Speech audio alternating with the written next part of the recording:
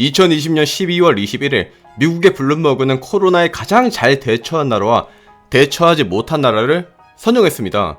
일단 블룸버그는 우리나라 언론이 아니라는 점에서 우리나라 특유의 이 자화자찬이 안 들어갔다는 점에서 비교적 객관적이라고 볼 수 있겠죠. 12월 우리나라의 거리두기는 솔직히 애들 장난 같았습니다.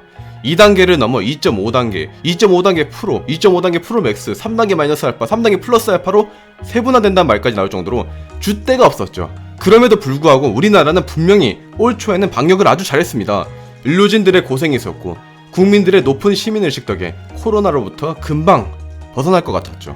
그런데 2020년 12월 21일 기준으로 우리나라의 코로나 순위는 8위, 1위인 뉴질랜드와 2위인 대만, 3위인 호주, 4위인 노르웨이, 5위인 싱가포르, 6위인 핀란드, 7위인 일본에 이어 8위입니다.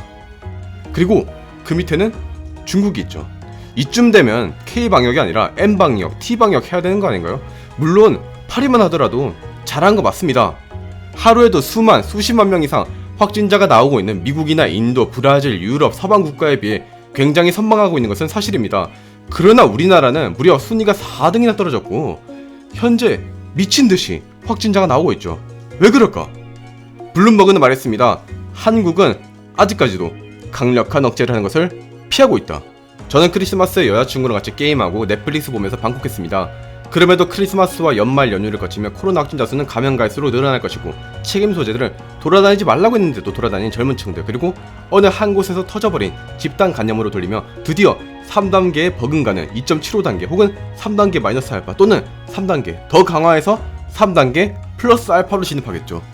진작에 해야 될 걸 소 읽고 외양간 고치는 것을 비판하기에 앞서 따끈따끈한 논문 몇 가지 말씀드리려고 합니다. 12월 23일 로얄 소사이어티에 발표된 한 논문에서 영국 연구진은 일반적으로 대화하는 상황 혹은 누군가가 기침했을 때 얼굴 가리개라던가 아니면 수술용 마스크 등이 어떤 효과를 가지는지 확인했습니다.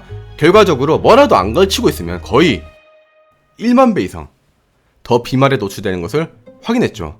이건 그냥 이 그림 하나만 보시면 돼요. 마스크를 안 낀 게 주황색 선인데 비말 침투 위험이 말할 때나 기침할 때 엄청 높죠. 사실 이건 상식이지만 이게 지금까지 정량화돼서 이제 수치화된 적이 많이 없었나봐요. 아니면 서구권 사람들은 마스크를 안 믿으니까 제발 이거라도 보고 믿어달라고 낸 연구일 수도 있고요.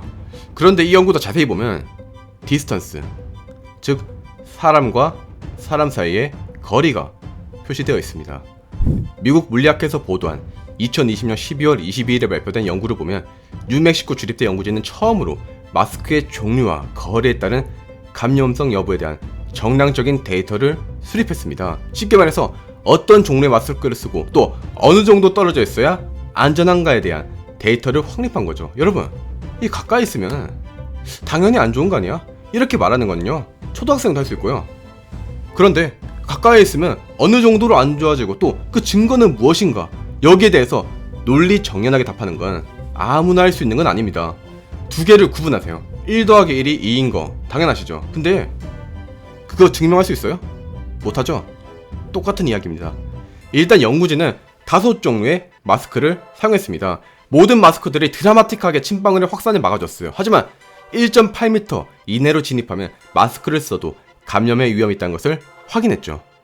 예를 들어서 일반적인 천으로 된 마스크의 경우 1.8m 내에서 3.6%의 비말이 침투된 것을 확인했고 N95 마스크의 경우 거의 100% 차단된 것을 확인했습니다. 그런데 이 기침할 때마다 나오는 침의 양은 다르잖아요. 연구진은 침의 입자 양에 따른 마스크 통과 여부를 확인했어요. 여기서 이 검은색 점선 위를 넘어가면 바이러스에 감염될 확률이 높다고 보시면 됩니다. 1.8m 이내에 있다면 비록 마스크를 착용하고 있을지라도 바이러스 감염이 높다는 것을 알 수 있죠. 내 옆에 있는 사람이 기침했을 때 침방울이 1만 개에서 100만 개 정도면 웬만한 마스크들로도 다 이제 감염 위험은 없지만 500만 개 이상이면 감염 위험이 발생한다는 것을 알 수 있습니다. 즉 마스크도 중요하지만 사람들끼리 부대끼는 일이, 모이는 일이 최대한 없어야 합니다. 왜냐면 마스크는 100% 막아주지는 못하니까요. 즉 저는 이거 제대로 좀 억제를 했으면 좋겠어요. 방역을 정치의 도구로 사용하지 않았으면 좋겠습니다. 3단계 버금가는 혹은 제한적 3단계니 이런 말장난 치지 말고 제대로 억제하는 게 차라리 낫다고 생각을 합니다. 좀 모이지 말라면 모이지 말지. 인스타라던가 유튜브를 보면 뭘 자꾸 모여가지고. 제가 아싸라서 이해를 못하는 걸까요? 끝내기 전에 하나만 더 말할게요. 과학 유튜버가 초심 잃었다. 왜 자꾸 사회 이야기를 꺼내냐, 이런 분들이 간혹 있는데, 일단은 저는 사실 유튜브를 시작할 때부터 마음에 안 드는 사회 현상을 엄청나게 비판을 했고, 오히려 그런 영상의 빈도수는 자세히 보시면 최근 들어서 엄청 줄어들었어요. 그러니까 굳이 따지면 이게 초심이에요. 그리고 사회를 결부시키는 이유는 원래 이런 거를 과학자, 공학자들이 해야 되는데 다른 과학 유튜버 분들은 잘 안 하시더라고요. 그래서 남들이 안 하길래 합니다.